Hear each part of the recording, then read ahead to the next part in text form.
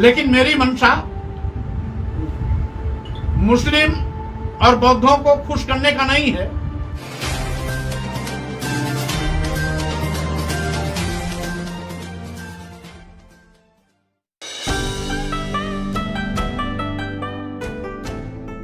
हिंदू धर्म तीर्थ स्थल बनाए गए हैं, ये सब पहले कभी बौद्ध मठ थे। उसी क्रम में हमने बद्रीनाथ और केदारनाथ धाम की भी बात की थी, जिसमें मैंने कहा था 7वीं सदी के अंत तक 8वीं सदी के शुरुआत तक बद्रीनाथ बौद्ध मठ था। उसके बाद आदि शंकराचार्य ने उसको परिवर्तित करा करके बद्रीनाथ धाम बनाकर हिंदू तीर्थ स्थल के रूप में स्थापित किया था। इस पर उत्तराखंड के माननीय मुख्यमंत्री जी ने भी एक तीखी टिप्पणी की थी और उन्होंने कहा था कि मौर्य जी ने हमारी आस्था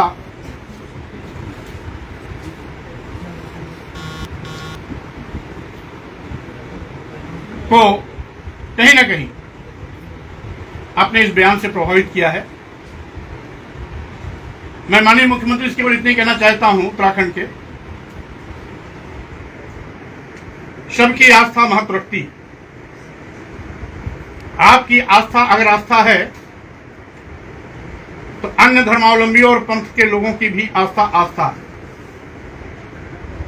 अगर आपको अपनी आस्था का चिंता है तो दूसरों की भी आस्था की चिंता करनी चाहिए।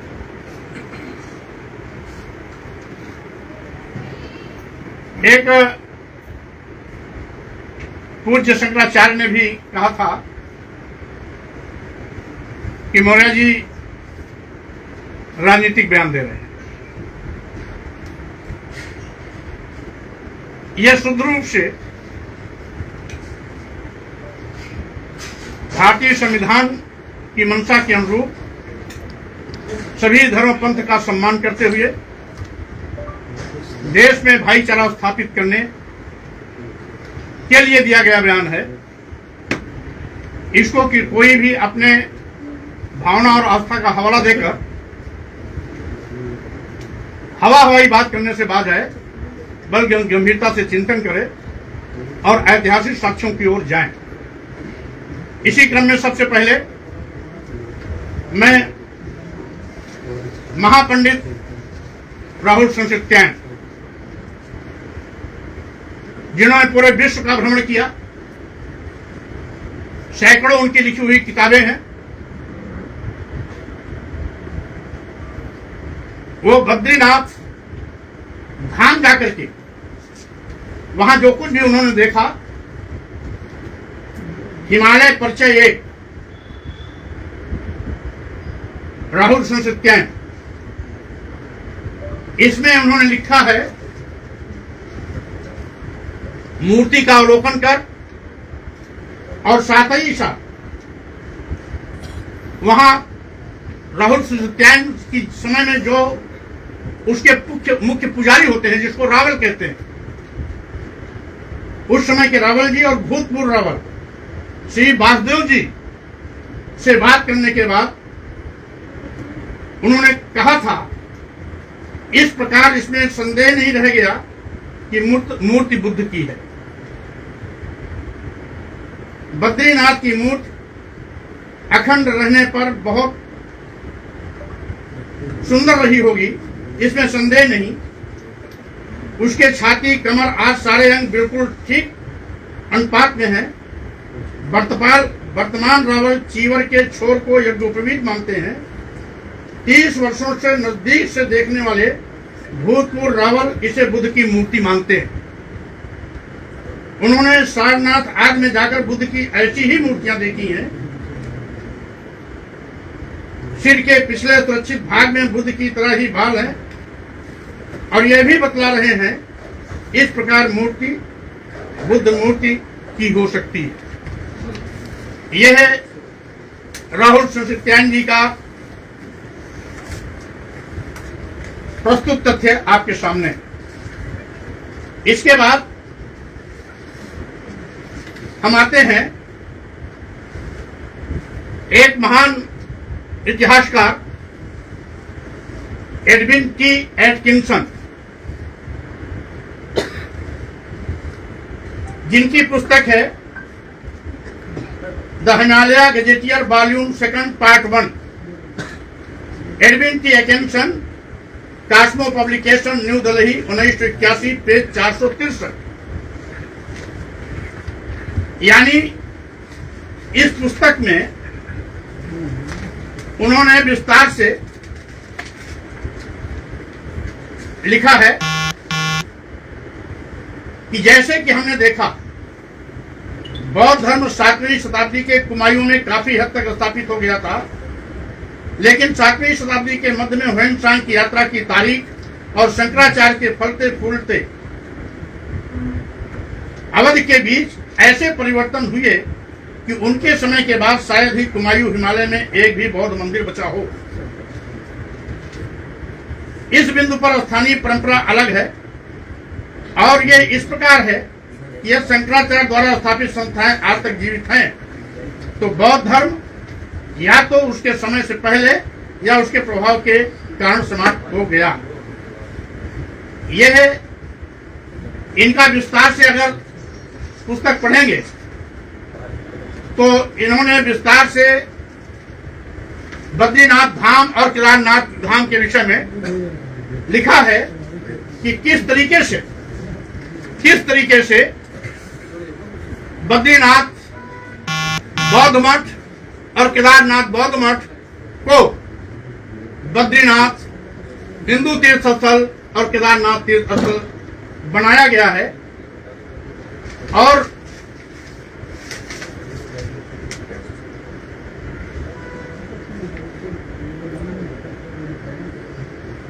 इसी के साथ ही साथ doctor Taylor, doctor Bernal Wilson और हर्सन द्वारा किए गए चीनी यात्री ह्वेन-त्सांग के यात्रा का विवरण का अध्ययन पर हवाला देते हुए अपने विख्यात गजेटियर ऑफ हिमालयन डिस्ट्रिक्ट के ग्रंथ 2 के भाग 2 Buddhism in Kumaon in the 17th century में भी लिखा है, पेज 463 और पेज 465, यानी 463 से लेकर 465 के बीच में बद्रीनाथ और केदारनाथ के बीच में लिखा है कि बद्रीनाथ और केदारनाथ के प्राचीन बौद्ध स्वरूप और शंकराचार्य द्वारा उनके परिवर्तन का विस्तृत वर्णन इन पेजों पर उल्लिखित किया गया है। और इसी 463 और 65 के बीच में उन्होंने यह भी लिखा है कि इसी हिमालयी तीर्थ स्थल से बौद्ध धर्म तिब्बत भी गया है। यानी जो बद्रीनाथ बौद्ध मठ था, केदारनाथ बौद्ध मठ था, वहीं से तिब्बत भी बौद्ध मठ का धर्म प्रचारित प्रसारित किया गया था, तिब्बत भी वहीं से धर्म गया था। इसका भी उल्लेख इसी पुस्तक में विस्तार से लिखा गया है। साथ ही साथ शंकराचार्य के अलावा और कौन कौन लोगों ने बौद्ध मंदिरों को तोड़वाया, हिंदू धर्म में परिवर्तित कराया, उन राजाओं का भी हवाला है और शंकराचार्य के उन समर्थकों का भी हवाला है, जिसका विस्तार से अध्ययन किया जा सकता है। इसी के साथ ही साथ हमारे एक बहुत ही वरिष्ठ पत्रकार हैं जिन्होंने, जो उत्तराखंड के ही हैं, बहुत वरिष्ठ पत्रकार हैं, उत्तराखंड के ही हैं, जय सिंह रावत जी। इन्होंने एक लेख के माध्यम से लिखा है और इनका लेख अभी कल ही मुझे मिला है जॉन चौक के माध्यम से, जिसमें लिखा है कि स्वामी प्रसाद मौर्य गलत नहीं, कभी बौद्ध मठ था बद्रीनाथ। विस्तार से इनका लेख जन चौक में सबको उपलब्ध हो जाएगा और इन्होंने ऐतिहासिक साक्ष्यों के साथ इस लेख की प्रस्तुति की है। और मैं ये भी कहना चाहता हूं कि मेरी मांग कोई नई नहीं है कि 15 जनवरी स्वतंत्रता के दिन की यथास्थिति को मानकर सभी धर्मावलंबी अपने अपने धर्म का सम्मान करते हुए भाईचारा बनाए रखें, बल्कि इस आशय का एक शासनादेश भी जारी हुआ था, उपासना स्थल अधिनियम 1991। तत्कालीन प्रधानमंत्री नरसिंहा राव की सरकार में इसी आशय का विधेयक पारित हुआ था, जिसमें कहा गया था अयोध्या विवाद के अलावा देश के सभी धार्मिक स्थलों की जो स्थिति 15 अगस्त 1947 के दिन थी वही भविष्य में भी बरकरार रखी जाए। यानी कि अयोध्या के अलावा किसी भी धार्मिक स्थल की स्थिति में बदलाव नहीं हो सकेगा, जिसको बाद की सरकारों ने इस शासनादेश को समाप्त कर दिया था और जिसके नाते आज निरंतर इस प्रकार के विवाद लगातार चल रहे हैं। इसी प्रकार से एक और इतिहासकार हैं चार्ल्स एलन, जिन्होंने लिखा है Ashoka the search for India last emperor. लेख इनका क्योंकि इतिहासकार हैं, इतिहास बहुत विस्तार से लंबा चौड़ा है, लेकिन संक्षिप्त में मैं उसका सार आपके सामने रख रहा हूं। इंग्लैंड के लोकप्रिय इतिहासकार चार्ल्स एलन ने Ashoka the search for India last emperor 2012 नामक पुस्तक में लिखा है कि उत्तराखंड का बद्रीनाथ, पुरी का जगन्नाथ, केरल का अयप्पा और पंढरपुर का विठलनाथ या तो बुद्ध मूर्तियों को देव छवि में या लिंग में परिवर्तित किया गया। इसके साथ ही साथ मैं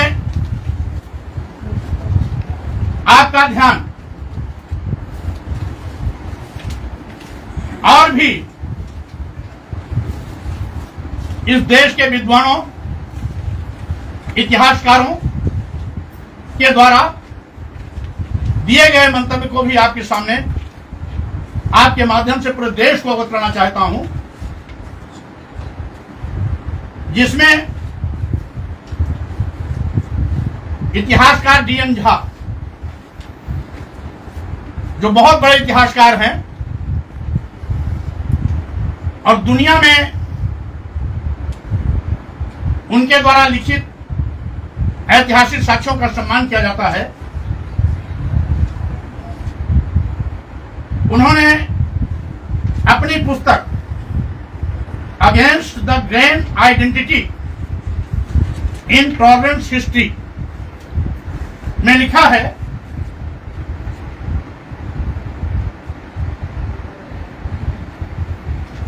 कि स्वामी विवेकानंद, दयानंद सरस्वती, यहां तक कि सुपर राष्ट्रवादी बंकिम चंद्र चटर्जी जैसे किसी व्यक्ति का दावा कुछ हिंदू तीर्थ स्थलों की संभावित सच्चाई के बारे में गंदे दिमाग वाले धर्मनिरपेक्षतावादियों द्वारा किए गए दावों का समर्थन करता है।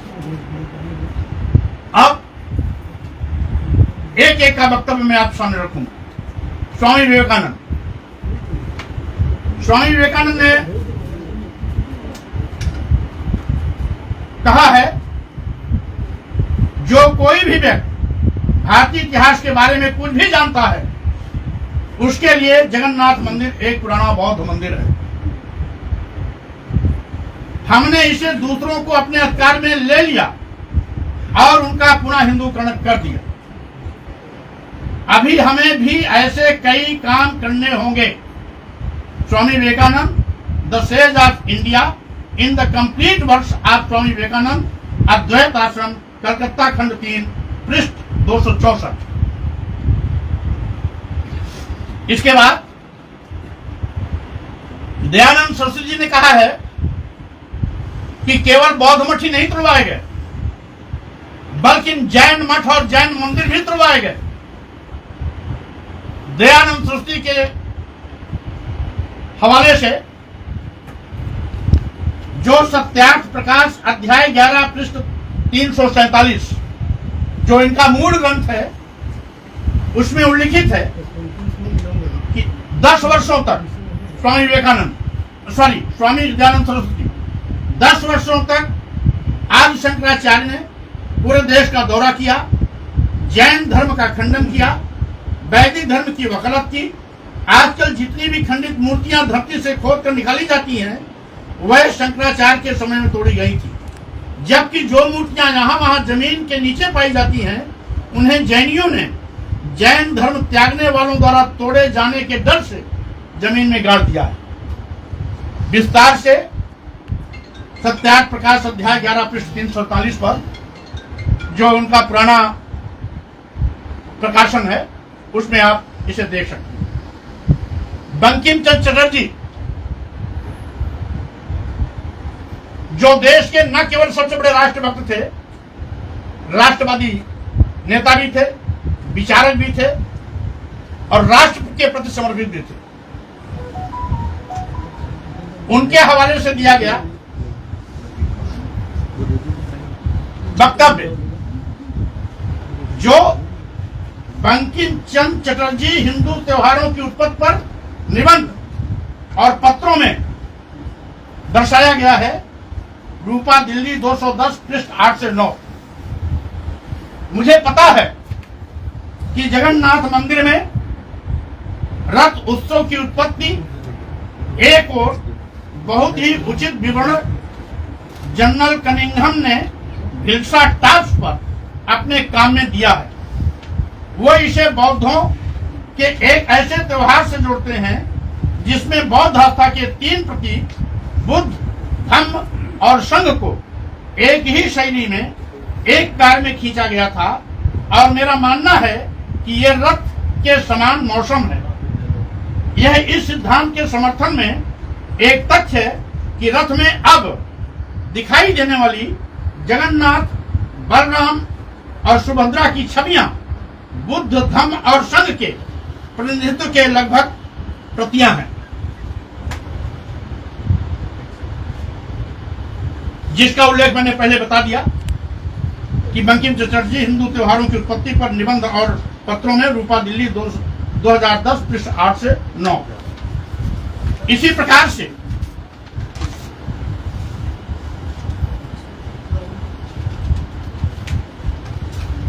स्वामी विवेकानंद का जो मैंने अभी वक्तव्य दिया था, उसके लिए विस्तार से जानकारी आप हासिल कर सकते हैं। The complete works of Swami Vivekananda, see volume 3, page 803 to 809।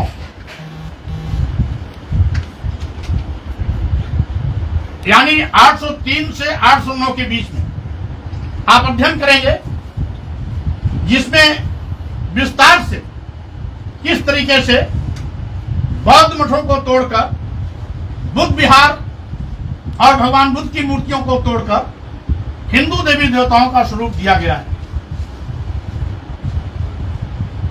इसी तरीके से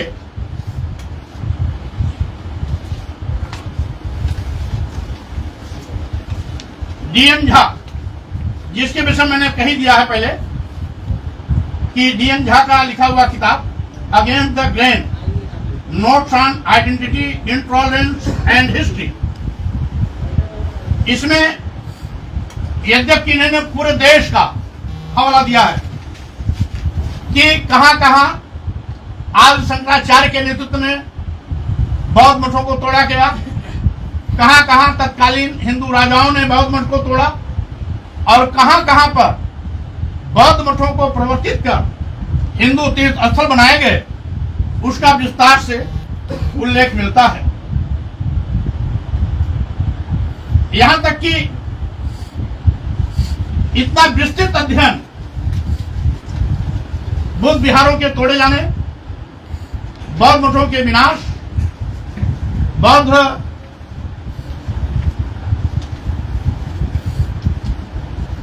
से संबंधित स्मारकों का तहस नहस आदि शंकराचार्य और तथाकथित कुछ हिंदू राजाओं के नेतृत्व में भयंकर रूप से किया गया, उसका बहुत विस्तार से अध्ययन डीएन झा ने अपने माध्यम से आप सबको परोसने का काम किया है। संक्षेप में मैंने उसका हवाला आपको दे दिया, विस्तार से इस पुस्तक का सहारा आपको लेना पड़ेगा। इसी के साथ ही साथ एक दूसरे जाने माने अपने इस देश के हिंदी के विद्वान, महान साहित्यकार और महान इतिहासकार काशी प्रसाद जायसवाल सिंचन खंड 1, जो रामेश्वरम के विषय पर लिखा है, रामेश्वरम धाम, उसके विषय में लिखा है कि मंदिर के दोनों फटकों के उच्च शिखर दूर से देख पड़ते हैं, वह भुवनेश्वर, बुद्ध गया आदि स्थानों के बौद्ध स्तूपों का स्मरण कराते हैं। द्वार पर खड़े होकर ऊपर देखा तो बौद्ध काल की कारीगरी देख मन में बड़ा विस्मय हुआ। अंदर जाने के लिए एक पत्थर ऊंचे खंभों पर पटा हुआ एक मार्ग है, जिसमें द्वार के पास कुछ कौड़ी त्याग की दुकानें हैं। ऐसा मार्ग या गली मंदिर की चारों ओर है। यह मठों के भीतर भिक्षुओं के टहलने और पढ़ने के स्थान के समान है। इनके विस्तृत विशाल स्तंभ बड़े श्री द्योतक है। मुख्य फाटक पर नंदी नहीं, बौद्ध काल का पवित्र जंतु हाथी है। और साथ ही साथ उन्होंने ये भी कहा कि इसमें खड़ी हुई मूर्तियां भगवान जो श्री विष्णु की बताते हैं, वो भगवान बुद्ध देव की है। इसी के साथ ही साथ आगे लिखा, मन में तर्क उठता है कि विशाल पाषाणमय मंदिर क्या था। मंदिर की कला, बुद्ध की मूर्ति, द्वार पर हाथी, ये सब बातें यही बताती हैं कि यह बौद्ध काल में बौद्ध मंदिर था। यह रामेश्वरम के विषय में ऐतिहासिक साक्ष्य के रूप में संदर्भ दिया गया है। संदर्भ सरस्वती भाग 11 संख्या 12 जुलाई 1910 पृष्ठ 535 से लेकर 37 तक। इस प्रकार के तमाम ऐसे ऐतिहासिक साक्ष्य और दृष्टांत हैं जिस सत्य को स्वीकार करना चाहिए। इन ऐतिहासिक साक्ष्यों के प्रस्तुति के पीछे मेरी मंशा किसी की भावना आहत करने का नहीं, बल्कि उन लोगों को सावधान करना है जो हर मस्जिद में मंदिर खोजने की कोशिश कर रहे हैं। अगर आप हर मस्जिद में मंदिर खोजेंगे तो स्वाभाविक रूप से हर मंदिर में बौद्ध मठ खोजने वाले भी आपको चुनौती देने के लिए आ जाएंगे।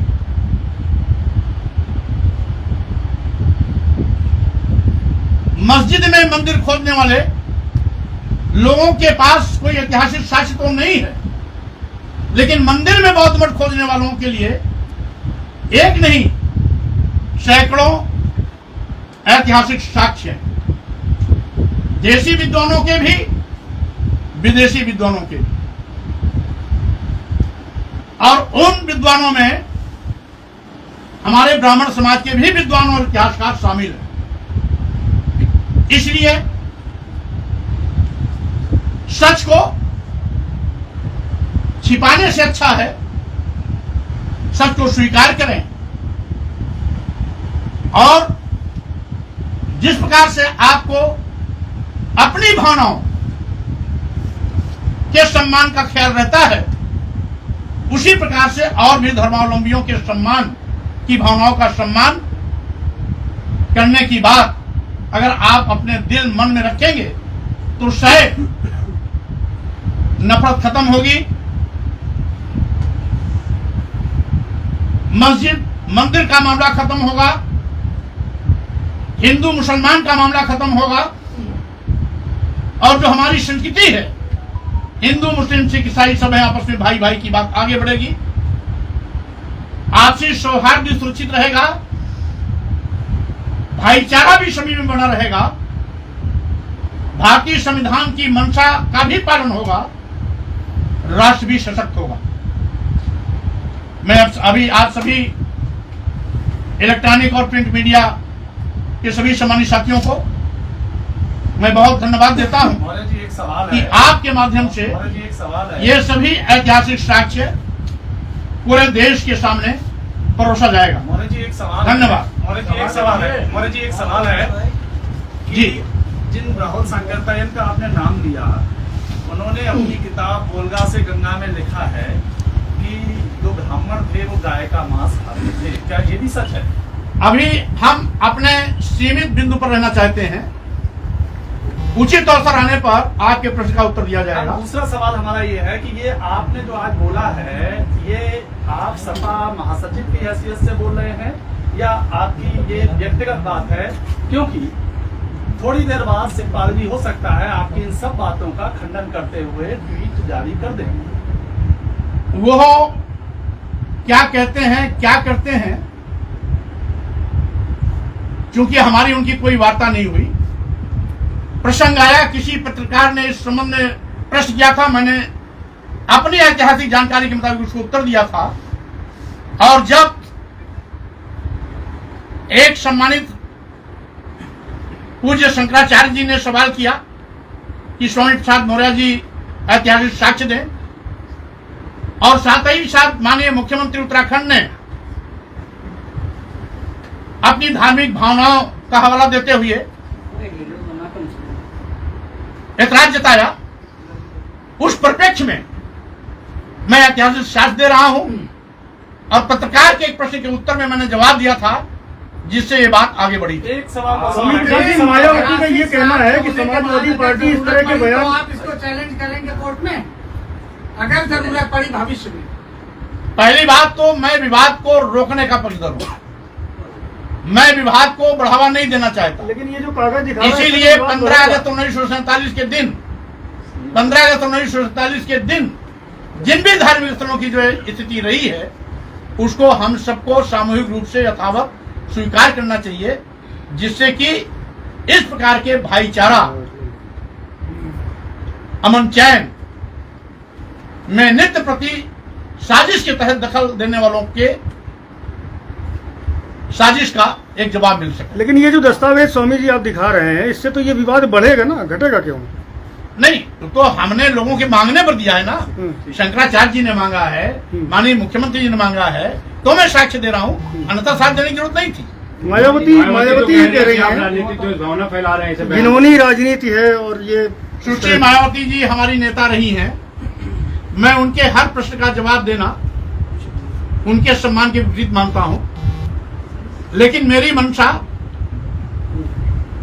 मुस्लिम और बौद्धों को खुश करने का नहीं है, बल्कि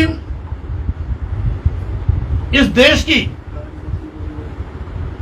जो तहजीब है वसुधैव कुटुंबकम का, भाईचारे का, हिंदू मुस्लिम सिख ईसाई समय अपने भाई भाई का, वो बना रहे। इसीलिए मैं सभी प्रकार के विवादों पर विराम लगाने का पक्षधर हूं। आपने रामचरितमानस की पंक्तियों को कहा, उसके बाद आज बौद्ध धर्म को लेकर कह रहे हैं, लगातार कुछ न कुछ कंट्रोवर्सी आपके बयानों के बाद। आज मैं जिस टॉपिक पर बोल रहा हूं उससे इतर ले जाने की कोशिश न करें। आपसे जुड़ा एक सवाल ये है जो आपने बोला है, स्वामी विवेकानंद क्या शंकराचार्य की तरह ही बौद्ध धर्म और बौद्ध मठों के खिलाफ थे? सवाल क्लियर है ना, या मैं दोबारा करूं? अभी मैंने डीएन झा द्वारा, इतिहासकार डीएन झा द्वारा ये नहीं, उद्धृत, आप उससे सहमत है ना? तो स्वामी विवेकानंद के बारे में बता दीजिए। अभी जो ऐतिहासिक साक्ष्य आए हैं मैंने उसको प्रस्तुतिकरण, अभी मैं विश्लेषण नहीं कर रहा हूं और विश्लेषण करने का इस समय वक्त भी नहीं। अभी तो साक्ष्य मांगे गए हैं, मैं साक्ष्य दे रहा हूं। धन्यवाद। Thank you sir.